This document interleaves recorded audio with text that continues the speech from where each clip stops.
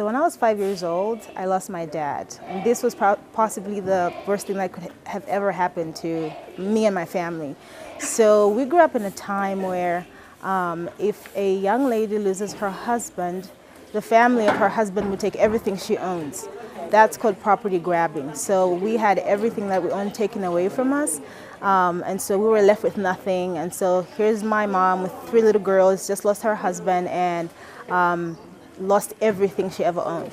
So that's pretty much what I remember about growing up. It's having lost a dad and having lost everything we ever owned, and then just the struggles of life after that. So we struggled through life for a couple years. We moved places all the time. We lived in different areas. We went to different schools just because we couldn't stay or afford to be in the same school. But as we grew older, we started to meet people that my dad had been in contact with. So my dad was like a missionary. He went around the world telling people about God and God's love for people. And so we started to meet people and hear from people that I'd heard that he'd passed on and wanted to be a part of our family. So they asked how they could help us. They asked how they could connect with us and, if we had needs and things like that in our lives. And so on one of my dad's trips to the States, on his missionary trips, he had met a man called Kevin Jones. And they had connected through that mission trip. And so fast forward to a couple years after his death, he had gotten in touch with my family to see, I guess to send his condolences and to say, I was friends with your dad or, your husband, late husband, telling my mom. And he said, how could I help your family? Do you have needs that I could, be a part of helping find a solution for? So it is through that we started to realize that God was the provider. First of all, God started coming through for my family in different ways, and we started to go to school. We started having food to eat and things like that. So my mom realized after some time that she was not the only person that was having struggles in life. There were lots of people that had lots of ladies that had lost like husbands, and so she thought she would somehow help that situation. So here she was without a husband, 3 little girls, and in the neighborhood that we lived, there were lots and lots of ladies like her. So she thought it would be great if she could get together with the ladies and learn a skill, find a way to put the kids through school, give them like basic education, even if it wasn't like formal, like in public school, but find somebody that could teach them, and then also just sit together and encourage each other in the Lord and things like that. So basically, I guess that's how Wiphan started. We'd have ladies visit my mom, go to her garage, learn a skill, learn to cook, learn to sew and knit, so they could just have something to do that would help them earn a living. So that was basically the foundation. So we eventually got to meet Kevin Jones, and he visited my family, and he saw what my mom was up to, and he thought, oh, this is such a great idea. There'd be people that would come on board to help a ministry like this, and basically that's how that started. So fast forward to 2017, here we are, Wiphan, 3 schools, helping children, giving education, 1st through 7th grade education to kids, and then helping the vulnerable women, the widowed women, by giving them a skill. They learn how to do keyboarding, they learn how to do catering, learn how to cook, and so that way they get to be hopeful about a future and about life. That was sort of like already in the family. Like my mom had the heart to help. I feel like I caught on that really early in my life. I wanted to help people just like I'd been helped, I guess.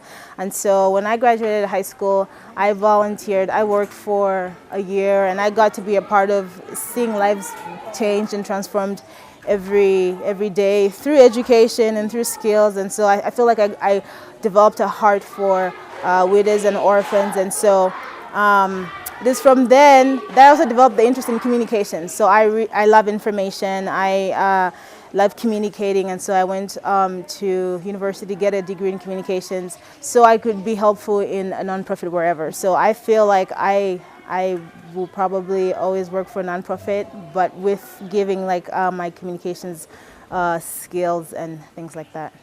I think of hope, like, Christ gives us hope for the future, and I feel like this organization has been very has been very useful in taking the gospel forward and just giving people hope. So most people, especially in this part of the country, are very hopeless about the future. I mean, living conditions are terrible. It's a struggle to live through every day.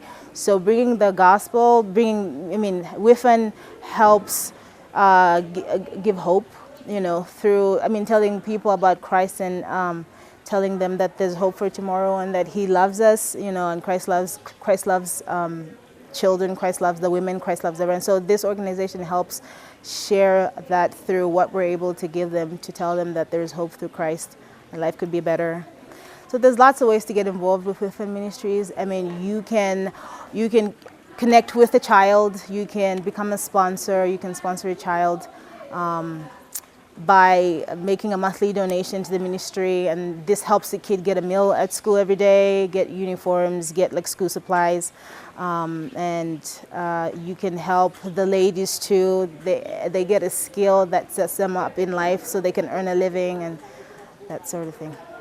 People are welcome to Wiphan to come and see what's actually happening. People are welcome to come and see the work that God is doing in people's lives. So there are opportunities to come and volunteer, to come and spend a week here, to learn about the work that is going on here. You get to meet kids and you get to meet the women and you get to see a real transformation in their lives, and it becomes real. And you can come here.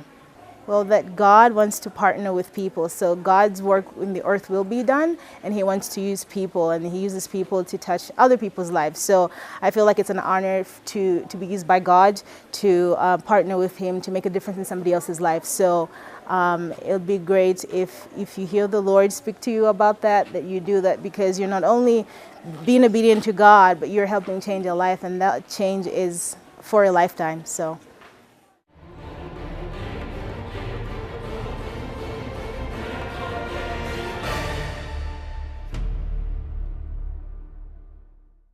Hi, I'm Pastor Chuck Reish.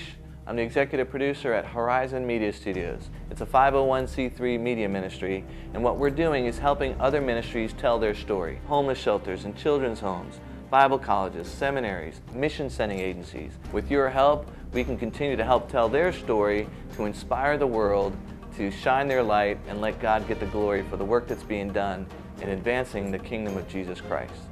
Thanks again for praying for us.